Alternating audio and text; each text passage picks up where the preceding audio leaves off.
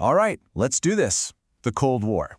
You're about to get the whole story, all the highlights, the really scary bits, and why it even matters, all in like 60 seconds. No boring stuff, I promise. Let's jump right in. So picture this. For nearly 50 years, the two biggest kids on the block, the US and the Soviet Union, are just staring each other down. It's this massive global standoff. But here's the wild part. They never actually throw a punch. Not a single shot fired between them.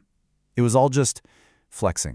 Okay, so after World War II ends, you've got these two giants left standing, and they have completely opposite rule books for how the world should work. You've got the USA on one side, all about capitalism and free markets, and on the other, the USSR, that's the Soviet Union, pushing communism. And believe me, these two ideas were like oil and water. They just did not mix. And that is exactly why we call it the Cold War. It was called because, the main players never actually got into a hot shooting war with each other. But don't let the name fool you. The tension? Oh, it was everywhere. The entire planet felt it, and man, it was intense.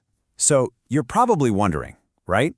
If they weren't fighting directly, how exactly did they flex?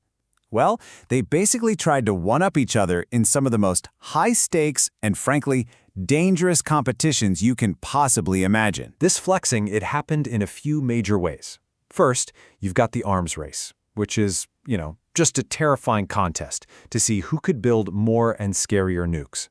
Then there was the space race, a battle for bragging rights fought way up in the stars. You even had these huge physical symbols of the conflict, like the Berlin Wall, literally cutting a city in half. And then you had moments like the Cuban Missile Crisis, which brought the world, literally seconds away from nuclear war. Let's just take the space race, for example. You think landing on the moon was just about science? No way. It was a huge political statement. For the US, it was the ultimate flex.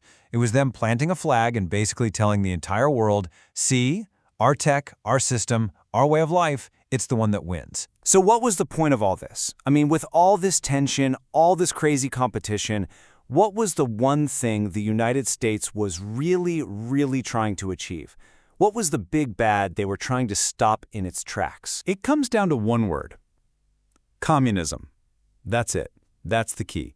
For decades, pretty much all of America's foreign policy was built around one single mission: contain communism. Stop it from spreading. It was the ideology the Soviet Union was selling and America wasn't buying. Okay, and here is a major pro tip, especially if you're studying for something like the GED.